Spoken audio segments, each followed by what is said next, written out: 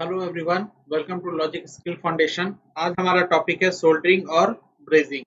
Soldering क्या होता है और ब्रेजिंग क्या होता है, इसके बारे में हम लोग आज डिटेल से जानेंगे। चलिए आगे बढ़ते हैं, हम लोग देखते हैं।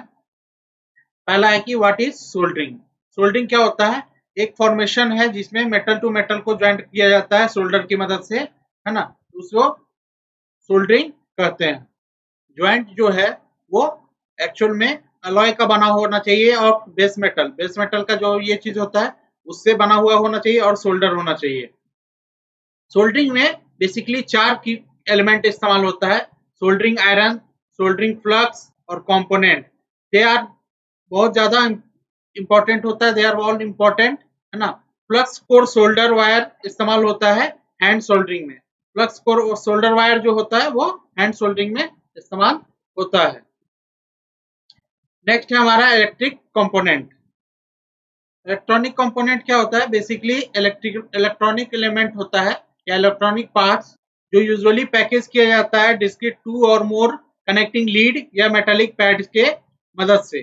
बेसिकली जहाँ पे दिखाया जा रहा है वो तीन टाइप का होता है इलेक्ट्रॉनिक कंपोनेंट। एक होता है एक्टिव कंपोनेंट, एक होता है पैसिव कंपोनेंट, एक होता है इलेक्ट्रो मैकेनिकल। यहाँ पे जैसे जैसे फिगर दिखाया जा रहा है अलग अलग डायोड है और बहुत सारे ये चीजें सिस्टम है, उस चीज को दिखाया गया। यहाँ पे देख सकते हैं एलईडी बल्ब है, कंडक्टर है, ये सब चीजें, ट्रांसफार्मर है। अलग अलग चीज को जो इलेक्ट्रॉनिक सर्किट बोर्ड में इस्तेमाल किया जाता है या इन्हीं चीजों को सोल्डरिंग की मदद से हम जो एक कंपोनेंट में जोड़ते हैं। नेक्स्ट है हमारा इंट्रोडक्शन, सोल्डरिंग क्या होता है और ब्रेजिंग क्या होता है। सोल्डरिंग और ब्रेजिंग क्या है? एक परमानेंट ज्वाइंट करने के लिए बॉन्ड दो मेटल पीस को जोड़ना हो तो उसके लिए इस्तेमाल किया जाता है। सोल्डरिंग एक्चुअल में कम टेम्परेचर पे काम करता है ना। उस पे जो मेटल बेस होता है वो जल्दी गलता नहीं है, उसको कुछ ज्यादा इफेक्ट नहीं करता है, इसलिए वहां पे सोल्डरिंग इस्तेमाल किया जाता है।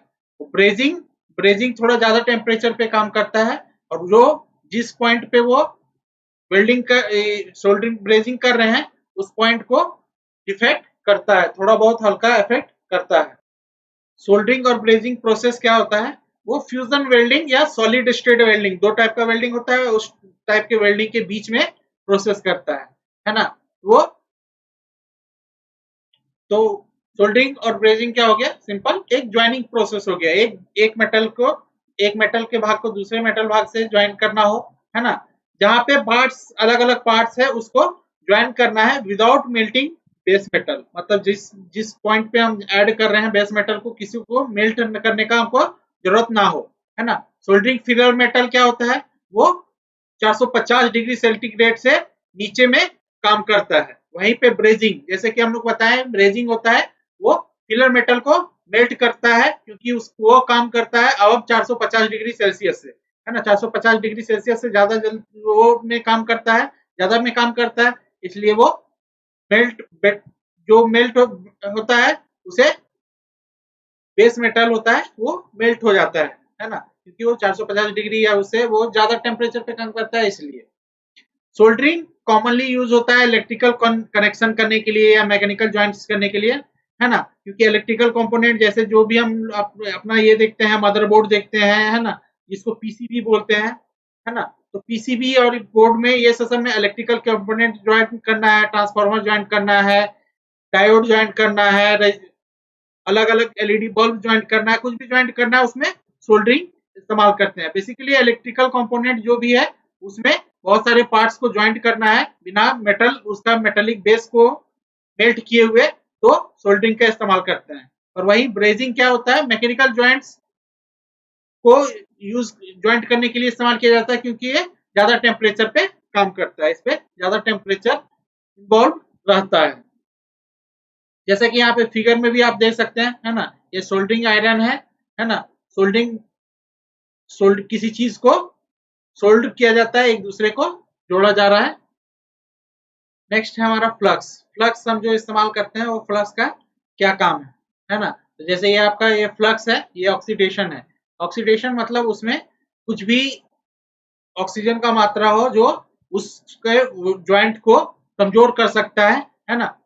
उस प्रोसेस को हटाने के लिए फ्लक्स का इस्तेमाल करते हैं। जैसे कि यहाँ पे पहला बार ये चीज में है, पहला में दिखाया है रिमूव ऑक्साइड, मेटल ऑक्साइड जो भी है जो सपोर्ट करता है वेटाबिलिटी ऑफ सोल्डर। नेक्स्ट है हमारा प्रिवेंट करता है रीऑक्सीडेशन में, वो मेटल जिस पार्ट को ज्वाइंट कर रहे हैं उस मेटल को चारों तरफ ये चीज कोट कर देता है, सरफेस ये कर देता है मेटल सरफेस को, ताकि वहां पे ऑक्सीडेशन ना हो। ऑक्सीडेशन होगा तो जो भी ज्वाइंट किया हुआ है वो कमजोर हो जाएगा, वो ज्यादा दिन नहीं चल पाएगा। नेक्स्ट है आपका reduce surface tension. Surface tension जो सोल्डिंग किया जा रहा है उसके सरफेस टेंशन को कम किया जाता है, कम करता है, ताकि जो सोल्डरिंग किया जा रहा है वो फैल सके आराम से एक जगह से दूसरी जगह पे, वहां पे थोड़ा सा एरिया वाइज उसको सरफेस टेंशन के साथ फैल सके। नेक्स्ट है आपका सोल्डर फिनिश। आपका जो वेल्डिंग जो ये किया जाता है, वेल्ड किया जाता है दो पार्ट्स को, सोल्ड किया गया पार्ट का सरफेस को फिनिशिंग पूरा फिनिश किया जाता है, ताकि कोई भी उसमें गड़बड़ या कुछ भी डिफेक्ट ना पहुंचे। जब सोल्डरिंग हम करते हैं उस समय बहुत सारा केमिकल रिएक्शन काम करता है। फ्लक्स जो होता है वो क्या करता है, सरफेस में जो भी कुछ भी खराबी है ये चीज है या उसका मेटल बेस को क्लीन करने में मदद करता है, और वहां पे कोई भी डिफेक्ट ना हो सोल्डरिंग करने समय उस चीज को बना के रखता है। नेक्स्ट है हमारा ब्रेजिंग और सोल्डरिंग का क्या एडवांटेज है। पहला ये होता है ज्वाइनिंग डिसिमिलर मेटल और नॉन मेटल। मेटल और नॉन मेटल को अगर हमको ज्वाइंट करना है उसमें ब्रेजिंग और सोल्डरिंग का इस्तेमाल करते हैं, है ना। यहाँ पे है low temperature compare to welding, मतलब वेल्डिंग से टेम्परेचर बहुत कम का जरूरत पड़ता है ना, सबसे ये है।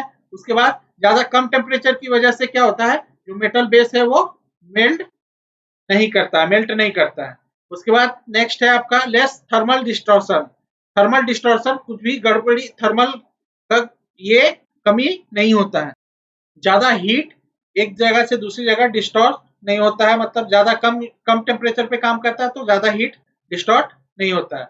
लेस चांस ऑफ डैमेज होने का बहुत कम चांस होता है, और इसका ज्वाइनिंग का स्पीड भी ज्यादा होता है। लेस मैनुअल स्किल, मतलब इसको वेल्डिंग करने के लिए ज्यादा हमें एक्सपीरियंस या ये चीज का जरूरत नहीं पड़ता है। जो नॉर्मल थोड़ा बहुत वेल्डिंग या ब्रेजिंग कर सकता है वो आराम से ब्रेजिंग और सोल्डरिंग कर सकता है। नेक्स्ट है हमारा सोल्डर वायर। सोल्डर वायर क्या होता है, एक फ्यूजिबल मेटल है। फ्यूजिबल मेटल ये गल के बॉन्ड बनाने में मदद करता है मेटल और वर्कपीस के। दो वर्कपीस है और मेटल है जिसको हमको ज्वाइंट करना है, ये फ्यूजिबल मेटल को ही मेल्ट करके हम उस दोनों को पार्ट के बीच में एक परमानेंट बॉन्ड बनाने में मदद करता है। हम जैसे कि अवेयर हैं सोल्डर वायर अलग अलग प्रकार के होते हैं। एक होता है लीड कंटेंट जिसमें लेड ज्यादा बना हो, है ना। एक होता है फ्लक्स कंटेंट और एक होता है वायर साइज। इन सब चीज पे डिपेंड करता है। जैसा कि यहाँ पे फिगर में दिखाया गया है ना, ये सोल्डर का नाम बताता है कि कौन किस नाम का किस चीज का वो सोल्डर बना हुआ है, और उसका डाया बताता है कि वो कितने डाया का है। अलॉय कंपोजिशन अलग अलग अलॉय का ये चीज दिखाया हुआ है। पीबी लेड फ्री अलॉय भी है ना, जिसमें लेड का इस्तेमाल नहीं किया जाता है। नेक्स्ट है हमारा variable in code solder wire. कौन कौन सा वेरिएबल हम कर सकते हैं सोल्डर वाले वायर में, वो चीज को जानते हैं। पहला है सोल्डर अलॉय, है ना। तो उसमें क्या होता है, मोस्ट यूज होता है SN60 और PB40। PB हो गया लेड, SN हो गया मोस्टली जो यूज होता है वो टीन और सिल्वर का होता है। ये दूसरा है टीन, सिल्वर और कॉपर का इस्तेमाल किया जाता है। लेड फ्री होता है, लेड से वो फ्री होता है। Flux types non clean RMA, है ना, और जिसमें फ्लक्स छूटता है वो चीज फ्लक्स रेसिड्यू होता है जो PCB में छूट जाता है, वो कोरोजन नहीं होता है, वो सड़ता है या ये चीज उसमें कुछ भी नहीं होता है, वो कोई भी प्रकार का कोई भी खराबी नहीं करेगा। अगर कोई भी चीज हमको वेल्डिंग फ्लक्स सोल्डरिंग करने समय हमको उसका कोई फ्लक्स छूट भी जाता है तो वो हमारे लिए या उस बोर्ड के लिए कोई भी हानिकारक नहीं होता है ना। ज्यादा अगर हम फ्लक्स इस्तेमाल करते हैं, हायर फ्लक्स परसेंटेज रहेगा तो क्या होता है, सोल्डरिंग तो आसानी से हो जाएगा, पर वहां पे जो फ्लक्स रेसिड्यू बचता है ना, वो हमारा सोल्डरिंग ज्वाइंट को देखने में खराब बनाता है। उसमें कोई भी फ्लक्स अगर छूट जाता है तो वो पीसीबी में कोई खराबी नहीं करेगा, पर देखने में खराब लगता है ना। तो इसीलिए ज्यादा फ्लक्स अगर हम इस्तेमाल करते हैं तो वो इजी तो हो जाता है सोल्डरिंग करना, पर थोड़ा खराब दिखता है। वायर डायमीटर, है ना, जितना जैसा हमको जैसा जॉब है, जिस तरीके का काम करना है उसके अनुसार से अलग अलग साइज का वायर डायमीटर लेते हैं, है ना। रील साइज जो आपका आता है नॉर्मल साइज जिसमें आपका बंडल किया हुआ रहता है वो 500 ग्राम के आसपास रहता है। नेक्स्ट है हमारा types of solder wire. Solder wire दो प्रकार के होते हैं, एक लेड बेस सोल्डर और एक लेड फ्री सोल्डर, है ना। दोनों में प्रैक्टिकल डिफरेंस क्या होता है, मेल्टिंग टेम्परेचर का, जो जिस टेम्परेचर पे वो मेल्ट करता है उस पे उसका मेन डिफरेंस होता है। जो इसमें जिस सोल्डर में लेड होता है उसका मिक्सचर क्या क्या चीज का बना हुआ रहता है, टीन और लेड का, है ना। जिसमें 60% टीन होता है, 40% लेड होता है, जो मेल्ट करता है कितने डिग्री टेम्परेचर में, 180 डिग्री से 190 डिग्री तक। सिंस बिकॉज क्योंकि हम लेड हमारे लिए या हमारे शरीर के लिए हानिकारक है, इसलिए लेड को इंडस्ट्री धीरे धीरे सोल्डर वायर से हटाते जा रही है और अब हम लेड फ्री सोल्डर का इस्तेमाल करते हैं। तो लेड फ्री सोल्डर क्या हो गया, एक ऐसा सोल्डर जिसमें लेड का इस्तेमाल ना होता हो। ये एक्चुअल में रिकमेंडेड होता है लेड फ्री सोल्डर आरओएच के लिए, क्योंकि ये हेल्थ हजार्ड जो लेड के द्वारा हमारे हेल्थ के लिए हानिकारक है उसका इस्तेमाल नहीं होता है। इसका मेल्टिंग पॉइंट तो ज्यादा होता है, ये थोड़ा सा काम करने में भी हार्ड होता है, पर ये हमारे शरीर के लिए फायदेमंद है ना। लेड हमारे शरीर को नुकसान पहुंचाता था, इसलिए उसके जगह पे हम लोग लेड फ्री सोल्डर इस्तेमाल करते हैं। नेक्स्ट है हम लोग चलते हैं सोल्डरिंग आयरन, है ना। तो इसमें यहाँ पे फिगर में आपको दिखाया गया है, ये सोल्डरिंग स्टेशन है ना। आयरन का होल्डर है, ये सोल्डरिंग आयरन है ना। और यहाँ पे आपका स्पॉन्ज है जो उसको साफ करता है, इसके टिप को साफ करने के लिए इस्तेमाल होता है।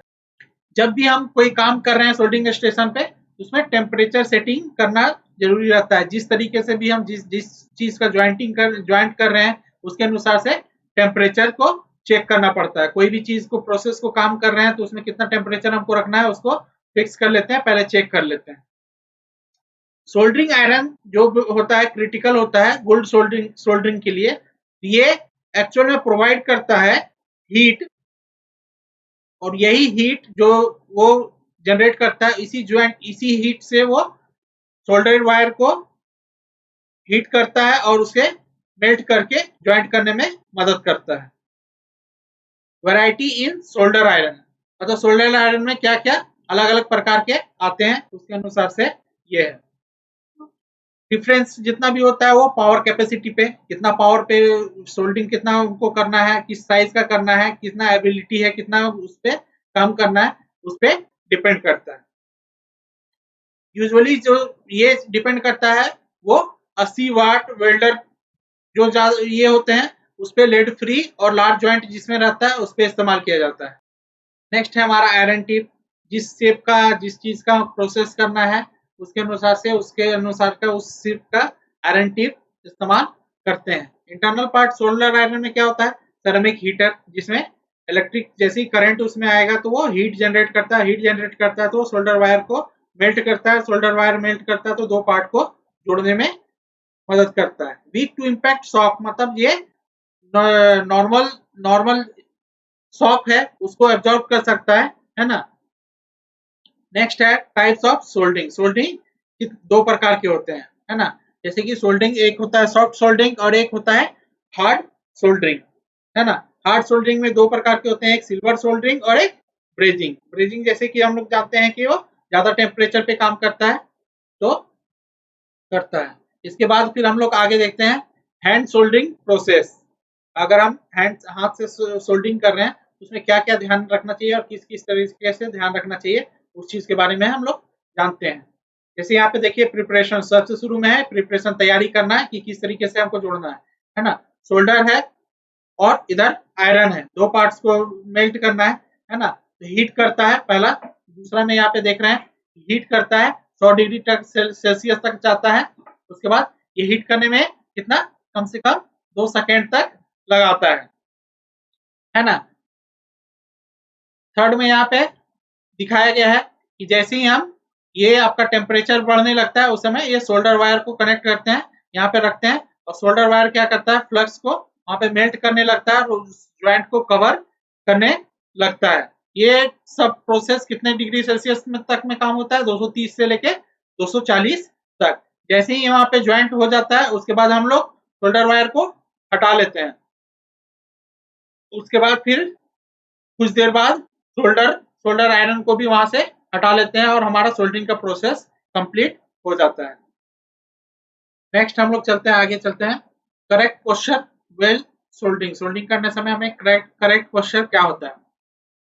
यहाँ पे जैसे दिखाया गया है कि हम लोग सीधा खड़ा रहना चाहिए, है ना। उससे क्या होता है, हमारा जो जिस वर्क पे हम काम कर रहे हैं उसका क्लियर व्यू आता है ना। जो फीडिंग हम ये शोल्डर वायर रखकर इस्तेमाल कर रहे हैं वो आसानी से वहां पे जहाँ पे वर्क काम कर रहे हैं वहां पे आसानी से हम उसको रख सकते हैं और ज्वाइंट कर सकते हैं। वही सेकंड पोजीशन है वो बैड पोजीशन है, जहां पे हम थोड़ा सा झुक के कर रहे हैं। ये पुअर पोजीशन इसलिए है क्योंकि इस पोजीशन में हमें पीठ का दर्द हो सकता है। उसके बाद जो सोल्डरिंग हो रहा है तो उससे उत्पन्न जो धुआं होता है वो हम अपने इनहेल कर सकते हैं, मतलब धुआं हमारे शरीर के नाक के थ्रू शरीर के अंदर जा सकता है जो हमें नुकसान पहुंचा सकता है। नेक्स्ट है हमारा handling method for cold shoulder wire during shoulder पकड़ने समय सोल्डरिंग वायर को हमको कैसे पकड़ना चाहिए, है ना। इस पोजीशन में अगर हम पकड़ते हैं, है ना, 50 mm से 100 mm तक का 2 इंच से 4 इंच तक का अगर ये करना है, कंटिन्यूअस हमको प्रोसेस करना है, तो इस पोजीशन में हम पकड़ते हैं। अगर हमको ज्यादा लंबा सोल्डरिंग करना है तो इस पोजीशन में आसान होता है, फीड डालने के लिए आसान होता है कंटिन्यूअस प्रोसेस में। वहीं ये कंटिन्यूअस प्रोसेस के लिए इस्तेमाल नहीं होता है, एक छोटा सा पार्ट को हमको सोल्डरिंग करना है या ज्वाइंट करना है तो उसमें इस पोजीशन को इस्तेमाल किया जाता है। इस तरीके से हम सोल्डर वायर को पकड़ सकते हैं। नेक्स्ट है हमारा सोल्डर आयरन को कैसे पकड़ना चाहिए। एक दो तरीके का दिखाया गया है, एक पेन होल्डर टाइप से जो नॉर्मल ऑपरेशन कर रहे हैं, कहीं छोटा मोटा हमको ज्वाइंट करना है, ये चीज करना है तो उसमें हम पेन टाइप से पकड़ के ये कर सकते हैं। और वही अगर कोई बड़ा कंपोनेंट को हमको जोड़ना है तो इस ग्रिप टाइप का इस सोल्डर आयरन को पकड़ा जाता है ताकि वो लार्ज कंपोनेंट को आसानी से हम ज्वाइंट कर सके। नेक्स्ट है हमारा how to clean soldering iron, है ना। एक स्पॉन्ज है जो मुलायम ये चीज होता है, उसपे भी शेप का कट देना है और ये जो सोल्डर आयरन का टिप है उस पार्ट्स को ऐसे ऐसे करके इस तरह रब करके हम उसे साफ कर सकते हैं। कोई फ्लूइड टिप क्लीनिंग फ्लूइड आता है, उससे भी हम उसके टिप को साफ कर सकते हैं। ज्यादा हमें जो भी वो फ्लूइड आता है साफ करने का उसे ज्यादा इस्तेमाल नहीं करना है ना। जो टीन है उसके अनुसार से उसको साफ करके रखना पड़ता है। नेक्स्ट है हमारा अगर जो टिप है ना, वो प्रॉपरली साफ नहीं हो रहा है या फिर ये चीज नहीं हो रहा है तो उसमें क्या होता है, फ्लक्स का स्पैटर उसमें जमा हो जाता है और सोल्डर वेस्ट जो क्या करता है कि कम हीट को पास होने देता है, जिसकी वजह से जो ज्वाइंट किए हैं वो कमजोर हो सकता है या उसमें कुछ डिफेक्ट हो सकता है। जो लेड फ्री सोल्डर होता है उसको ज्यादा जल्दी हमको साफ करने का जरूरत पड़ता है। उसके लेड जो टिप है ना, उसको बहुत फ्रीक्वेंटली साफ करना पड़ता है। चलिए आज हम लोग इसके बारे में सोल्डर और ब्रेजिंग के बारे में सीख लिए। नेक्स्ट क्लास में हम लोग कुछ नया और कुछ दूसरा चीज सीखेंगे। Thank you.